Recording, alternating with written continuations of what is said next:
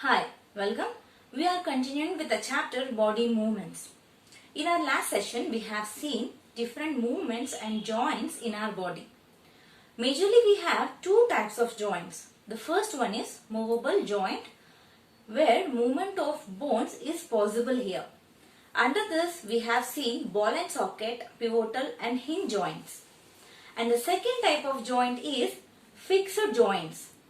The name itself is saying these joints are fixed. It means movement of bones is not possible here. We can also say these are immovable joints.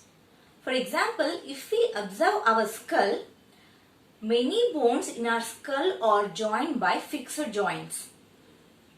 It means we cannot move bones in our skull because these are joined by fixed joints. Can we imagine our body without any framework? Well, we couldn't imagine, right? Here, bones and cartilages together form and give a framework to our body. An adult human body comprises of 206 bones, whereas this count is more in case of infants. It means newborn babies used to have 305 bones.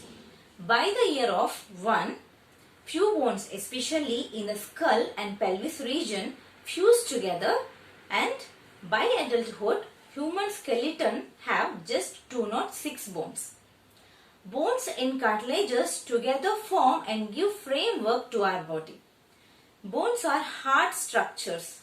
This cannot be bent, whereas cartilages are soft in nature. This can be bent. And if we observe, all the bones are not in similar shape. For example, we have few longer bones in our body. In the same way, few bones are short and few bones are flat in nature. And the best way to observe the shape of bone is X-ray. If any person met accident or injured, doctors prefer for an X-ray. X-rays are a kind of electromagnetic radiation waves. When these waves are passed through our body, X-rays creates a picture or image on a sheet. By seeing the shape of the bones, doctors confirm whether it is fractured or not. So, this is the best way to observe the shape of bones. Now, we will see parts of the skeleton. Observe the skull here. Skull is also called as cranium. This is the head part in our body. If you notice, except our lower jaw, we cannot move any bones in our skull. Lower jaw is also called as mandible bone. Except this bones, we cannot move any bone in our skull.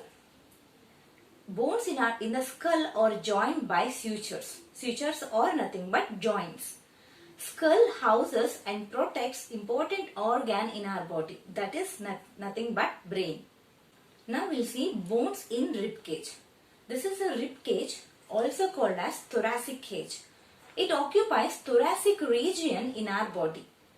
We have 24 ribs and these are arranged in 12 pairs. It means on one side we have 12 ribs. If you observe here, each rib is curved and flattened. Joins the sternum at front.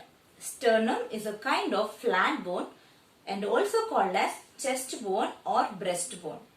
And ribs joins the vertebrae at back. This whole structure is called as rib cage. And rib cage houses and protects vital organs like heart and lungs. Now we will see bones of our hand. Observe the picture here. Our hand is made up with many small bones. And we can able to bend our fingers at each and every joint. And also, if we touch our hand, we can feel many small bones. Similarly, observe your wrist. Our wrist is very flexible and it is made up with 8 small bones called as carpals. So in this way, our hand is made up with many small bones. And you just imagine, if our hand is made up with single bone, how can we bend our hand? We cannot bend, right? Now we'll see bones of pelvis. Pelvis is lower region in our body. It is located between abdomen and legs. It is between stomach and thighs. Mainly, pelvic region supports intestine and it contains urinary bladder and other reproductive organs. that is sexual organs. Pelvis composed with mainly 4 bones, right and left hip bone, sacrum and coccyx. These 4 bones together called as pelvis or pelvic girdle.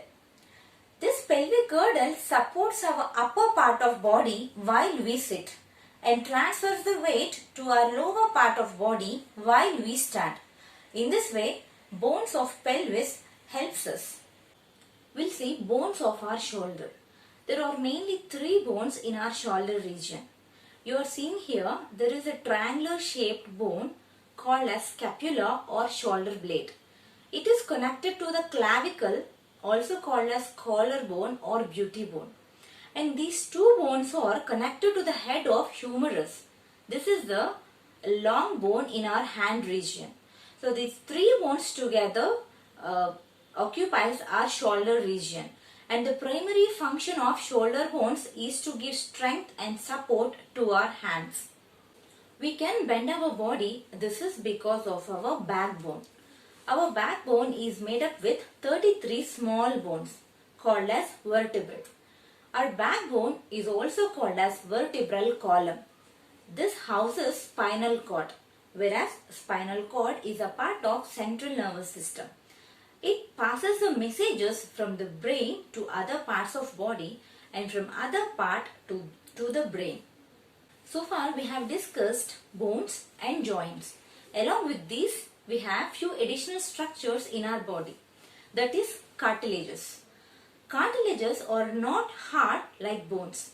These are soft in nature and these can be bent. Observe in the picture below, cartilages are present at the tip of long bones and also present in between the joints. Like cartilages are present near elbow joint, ankle joint, knee joint, like this. And observe in the second picture, cartilage is also present at the tip of nose. Observe your tip of nose. It is not hard like bone. It is nothing but cartilage. And cartilages reduces the friction between the joints. It means this reduces the force between the joints during movement. So far we have seen our skeleton is made up with bones, joints and cartilages. Along with this, muscles also involved in the movement. Always muscles work in pair. You are seeing in the picture here, when one side of muscle contracts, bone is pulled in that direction and other side of muscle relaxes to move the bone in opposite direction. This is how muscles work in pair.